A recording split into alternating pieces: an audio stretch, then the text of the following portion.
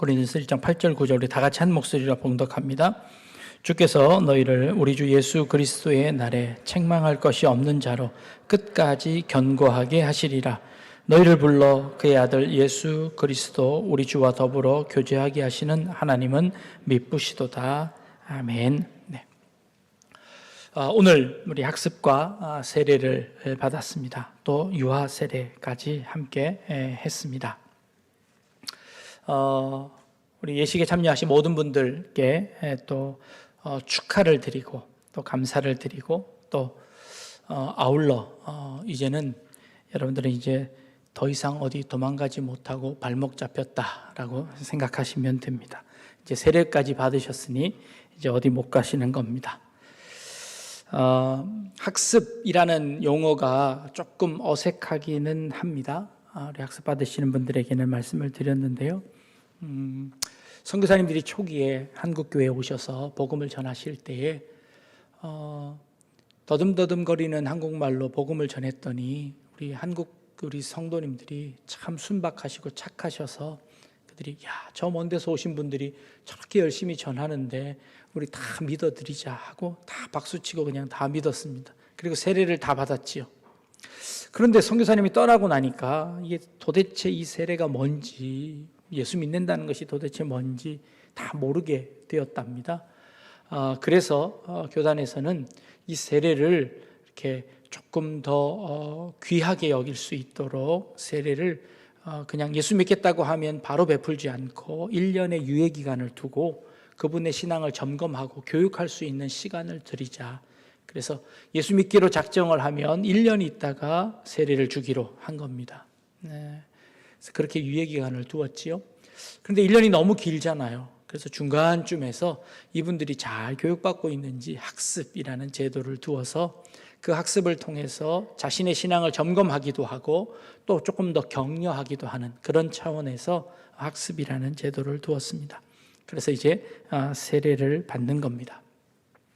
세례를 받을 때 우리는 1년에 2번 세례를 베풉니다. 그래서 6개월 되도록 해서 세례를 베푸는데 세례는 정한 시간에 정한 사람이 규칙을 가지고 또 목사가 또 세례 받을 때만 제가 이 가운을 입고 또 이렇게 엄숙하게 세례를 베풉니다. 꼭 이렇게 해야만 할까요? 세례는 그냥 예수 믿겠다고 하면 그 자리에서 누구든지 그 세례를 베풀면 안 될까요? 꼭 목사만 세례를 베풀어야 할까요? 성경에는 그렇게 나와 있지 않기는 합니다. 여러분들 혹시 전쟁 가운데서 혹시 죽음에 임박해 있는 그런 상황 속에서 어떤 분이 하나님을 영접하고 예수를 믿기로 작정했답니다. 그러면 그 자리에서 그분에게 옆에 있던 집사님이 세례를 베풀어도 될까요? 안 될까요? 그리고 그분이 세례를 베풀면 효력이 있을까요? 없을까요? 세례는 꼭 목사가 주어야 하는 걸까요? 어느 분이 이렇게 말씀하십니다. 본인이 세례를 받기는 했는데요. 본인에게 세례를 베푸신 목사님이 오랜 기간 목회하시다가 그만 조그만 실수로 인하여서 사역을 안 하시게 되었답니다. 그래서 자신이 받은 세례가 무효가 되었다고 저에게 다시 와서 세례를 받으셔야 되겠다는 겁니다. 자, 그분은 세례를 목사의 세례를 받은 건가요? 예수님의 세례를 받은 건가요? 예수님의 세례를 받았지요. 세례를 주는 사람이 상관 있나요? 없나요? 상관없나요? 아무나 다 세례를 베풀어도 될까요? 그렇다면 전쟁터뿐만 아니라 언제든지 자기가 판단해서 급한 상황이라고 하면 또 세례를 베풀어도 되고 받아도 되는 걸까요? 네, 조금만 대답을 밀어주십시오. 네, 세례가 중요하지요. 세례를 받아야만 구원받습니까? 그럼 세례를 받아야만 천국에 갈 수 있는 걸까요? 천주교에서는, 가톨릭에서는 그렇게 생각했습니다. 세례를 꼭 받아야만 모든 죄가 다 씻어진다고 생각했습니다. 그래서 심지어 중세시대에서는요, 세례 받는 것을 최대한 미루기까지 했습니다. 왜냐하면요, 세례 받을 때 지금까지 지었던 모든 죄가 다 용서함을 받고 천국에 갈 수 있는데, 이 세례를 미리 받아 놓으면 그 다음에 또 죄를 지으면 그 죄를 고해성사를 해야 하는데 그것으로는 영 마음에 안 놓여서 이 세례 받기를 미루었답니다. 그래서 언제까지 미루었냐면요, 죽기 전까지 미룬 거예요. 그래서 죽을 때 세례를 한 번에 받으면 지금까지 지었던 모든 죄를 한꺼번에 다 씻음 받고 자신은 천국 갈 수 있다고 생각했습니다. 힘 빠지고 나면 지을 죄도 적어지니까 그때 가서 세례를 받겠다고 해서 교회는 출석하지만 세례를 늘 미루었다고 합니다. 그래서 마지막에 받는 성사를 종부성사라고 했지요. 그런데요, 그 종부성사를 미루다 갑작스럽게 신부님이 없거나 그래서 세례를 못 받으면 지옥에 가버리는 겁니다. 그래서 조금 일찍 당겨서 받기 시작했는데, 그러다 보니 사람들이 생각하기에 그러면 이 마치 종부성사를 받으면 임종 선언을 받은 것처럼 빨리 돌아가셔야 될 것처럼 그렇게 생각이 들었다는 것이지요. 그래서 천주교에서도 이 말을 바꾸었답니다. 병자성사라고 해서 그 내용을 바꾸었습니다. 그것이 조금 불합리하다는 것을 본인 스스로도 깨달아서 그렇게 바꾼 겁니다. 자, 그렇다면 보십시오. 세례라는 것은 꼭 세례를 받아야만 죄 사함을 다 받는 걸까요? 세례는 하나의 표식에 불과한 겁니다. 세례를 받고 안 받고에 따라서 구원이 확정되어지는 것이 아니라는 것이지요. 그러니 굳이 이 세례를 목사에게 받아야 되는 이유도 없지 않을까요? 이것도 아니고 저것도 아닙니다. 자, 그럼에도 불구하고 우리는 세례라는 예식을 정해서 이렇게 실행합니다. 만약 교회에서 무분별하게 세례를 할 수 있다면 교회가 어떻게 될까요? 아마 질서가 무너질 겁니다. 그래서 우리 교단에서는 지정하는 혹은 자격을 갖춘 사람에게 예식을 행하게 했고, 그리고 세례를 베풀도록 했습니다. 그 세례를 받는다고 구원받는 것은 아니지만, 그러나 교회 질서를 위해서 그 세례 예식을 정한 시간에 정한 사람이 할 수 있도록 그렇게 만들었다는 겁니다. 세례를 받는 사람에게도 이 세례는 참 큰 의미가 있습니다. 많은 증인들 앞에서 내가 예수를 믿기로 작정하고 고백하고 그렇게 증인들 앞에서 서약함으로 세례를 받습니다. 그것이 의미가 있습니다. 또 공동체 안에 한 공동체 일원으로 받아들여지는 예식으로서의 세례도 의미가 있습니다. 또한 세례를 베풀 때 하나님께서 우리에게 큰 은혜를 주시기도 하십니다. 그런 의미에서 이 세례를 받는 것도 참 중요하다라고 여겨지는 겁니다. 유아 세례를 받으시는 분들과 함께 교육했습니다. 아이가 아무것도 모르는데 세례를 주어야 할까요? 나중에 커서 본인의 입술로 고백하고 본인이 세례 받으면 되는 것 아닙니까? 꼭 유아 세례를 주어야 합니까? 라는 질문을 할 수 있습니다. 제가 미국에서 공부하는 동안에 침례교회에서 새신자 교육서부터 이 목자가 되는 교육까지 다 받았습니다. 그리고는 마지막에 목자가 되려고 신청서를 제출했더니 그 교회에서 거절을 했습니다. 거절하는 이유가 무엇이냐면 그 교회에서 세례를 침례를 받지 않았기 때문이다라고 해서 거절을 당했습니다. 제가 그래도 장로교 목사로서 체면이 있지요. 그거 받으려고 또 세례를 또 2번 받아야 하겠습니까? 그래서 그 거절에 제가 하지 않기로 작정하기는 했지만 침례를 받는 것이 참 은혜로운 행위이기는 했습니다. 그럼에도 불구하고 그 교회는 재세례파라고 해서 침례를 계속 새로 받기를 원합니다. 그러나 세례 자체의 위력이 있는 것이라고 믿지 않습니다. 그러나 그래서 저는 그 세례를 거부하기는 했지만 그 세례가 참 은혜롭기는 했습니다. 그러나 세례의 의미는 그 세례 자체에 있는 것이 아니라 그것은 하나의 예식에 불과한 것이라는 거지요. 그렇다면 장로교 교회에서는 왜 아이들에게 세례를 베푸는 것입니까? 그것은 바로 이겁니다. 우리가 예수 그리스도를 고백하게 되는 이것 내가 고백했다고 하지만 그러나 이 모든 것이 하나님의 은혜였음을 고백하는 신앙이 우리 장로교회 신앙입니다. 내가 예수 믿겠다고 작정하긴 했지만 그러나 돌이켜보니까 이것은 내가 결정한 것이 아니라 하나님께서 미리 나를 선택하셨고 나를 부르셨고 내가 그 하나님의 선택에 응답해서 고백하는 것뿐이지 내 능력, 내 의지가 거기 들어가 있지 않더라라고 고백하는 겁니다. 이게 장로교회의 신앙 고백입니다. 하나님의 은혜, 내 의지보다 하나님의 은혜가 더 크다는 것을 믿기에 우리는 그 하나님의 은혜, 하나님의 그 언약, 하나님의 그 약속에 의지하여서 고백하는 겁니다. 하나님께서 은혜 주셔서 우리에게 아이를 주셨습니다. 그리고 이 아이는 하나님께서 만세 전에 택하셨다고 우리는 믿습니다. 그리고 그 택하신 하나님께서 이 아이가 장성하여 천국에 가는 그날까지 끝까지 보호해 주실 거라는 것을 믿습니다. 세례를 베풀었다고 모든 것이 해결되는 것이 아니라 하나님의 은혜가 이 아이에게 있다는 것을 확신하기에, 그것을 믿기에 그 신앙 고백으로, 그 부모의 신앙 고백으로 우리는 이 아이에게 세례를 베푸는 겁니다. 그래서 그 아이가 자라나서 결국 하나님께서 하나님의 뜻대로 이 아이들을 키워나가실 것이다 라고 믿는 겁니다. 그러면서 부모는 다시 한번 다짐합니다. 하나님께서 주셨으니 하나님의 방법대로 키우겠습니다.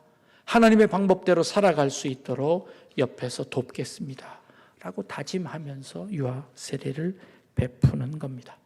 이 의미가 있는 거죠. 오늘 우리가 읽은 본문 말씀이에요. 8절 말씀에 주께서 너희를 우리 주 예수 그리스도의 날에 책망할 것이 없는 자로 끝까지 견고하게 하시리라 라는 말씀이 있습니다. 고린도전서는 사도 바울이 문제가 아주 많은 고린도 교회에게 책망할 것이 있어서 그들을 책망하기 위해서 쓴 편지가 이 고린도전서 편지입니다. 그리고 앞으로 그들에게 책망할 것을 하나하나 꼬치꼬치 책망하려고 이제 시작하려고 합니다. 근데 그 책망에 앞서서 그들을 혼내기에 앞서서 뭐라고 지금 단언하고 있냐면, 전제하고 있냐면 이렇게 전제하고 있습니다.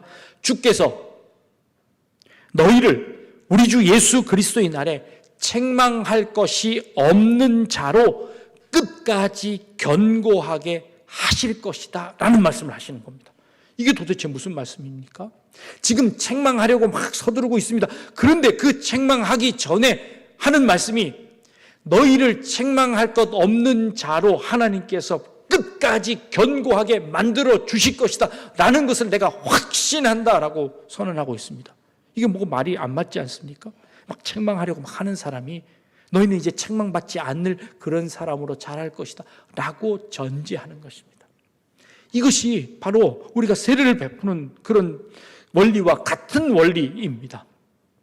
하나님께서는 우리를 그렇게 만들어 주실 겁니다. 하나님께서 우리를 끝까지 포기하지 아니하시고 끝까지 우리를 지키실 뿐만 아니라 우리가 어디를 가든 우리를 데려다가 하나님 앞에 완전한 자로, 책망받을 것이 없는 자로 우리를 만들어 주실 겁니다. 그것이 하나님의 은혜입니다. 그 하나님의 은혜는 내가 감히 거부할 수조차 없고 감히 내가 그것을 도망갈 수조차 없는 그 엄청난 은혜로 우리를 지키실 겁니다.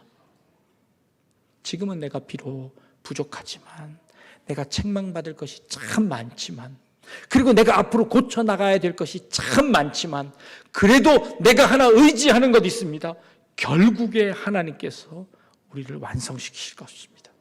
하나님의 그 거룩하심처럼 우리를 거룩한 백성으로 만들어 주실 것입니다. 그것이 하나님의 사랑입니다.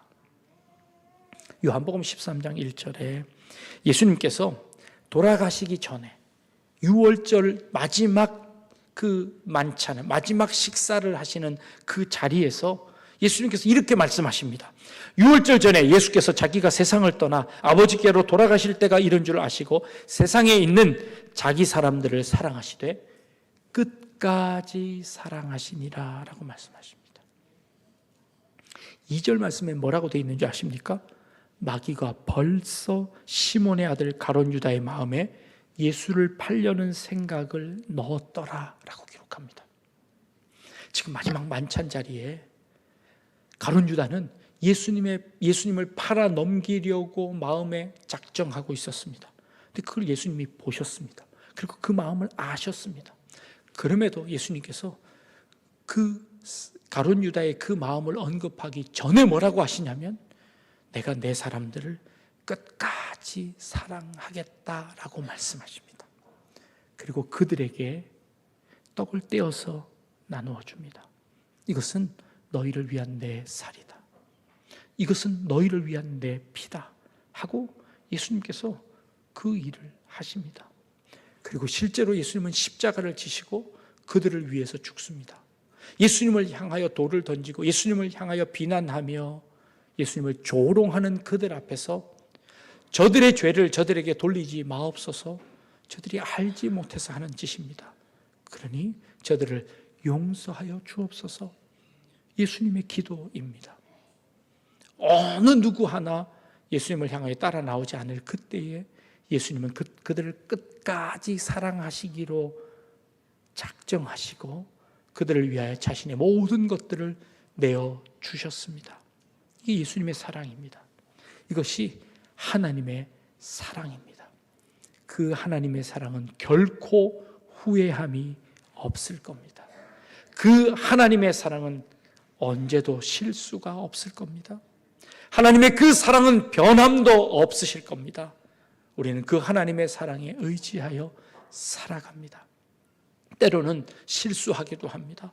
때로는 쓰러지기도 합니다. 때로는 좌절하기도 합니다. 때로는 넘어지기도 합니다. 때로는 심지어 예수님을 배반하기도 합니다. 그러나 그때에도 하나님은 끝까지 우리를 사랑하십니다. 그리고 결국 끝까지 견고하게 우리를 책망할 것이 없는 사람들로 만들어 내실 것이라고 확신하십니다. 우리는 그 확신을 의지합니다. 그리고 그 확신에 의지해서 세례를 베풀고 아이들에게 세례를 베풀고 또 계속해서 교육합니다. 새로 예수를 영접하신 분뿐만 아니라 지금 이 자리에 앉아있는 우리 모든 성도님들에게도 마찬가지입니다. 하나님께서 여러분들 버리지 않으셨습니다.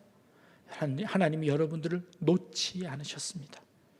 끝까지 견고하게 하실 신실하신 하나님을 의지합시다. 때로는 그 하나님에 대한 의심이 생길 때도 있습니다. 때로는 그 하나님을 멀리하고 싶은 때도 있습니다. 그러나 하나님은 여러분들 끝까지 놓지 않으실 겁니다. 그게 하나님의 은혜이고 그것이 하나님의 사랑인 줄 믿습니다. 그 사랑이 우리 성도님들 가운데 가득 넘치고 잊지 않고 고백하며 간증하며 살아가는 그런 우리 성도님들 다 되실 수 있기를 주님의 이름으로 축복합니다. 기도하겠습니다. 하나님, 끝까지 견고하게 우리를 붙잡으시는 하나님의 은혜와 하나님의 사랑을 고백합니다. 하나님, 그 사랑 의지하며 살아가는 저희들 되게 하여 주옵소서. 때로 힘들고 어려울 때도 있지만 그러나 그 하나님의 사랑 잊지 않는 우리의 삶 되게 하여 주옵소서. 감사드리며 예수님의 이름으로 기도합니다. 아멘.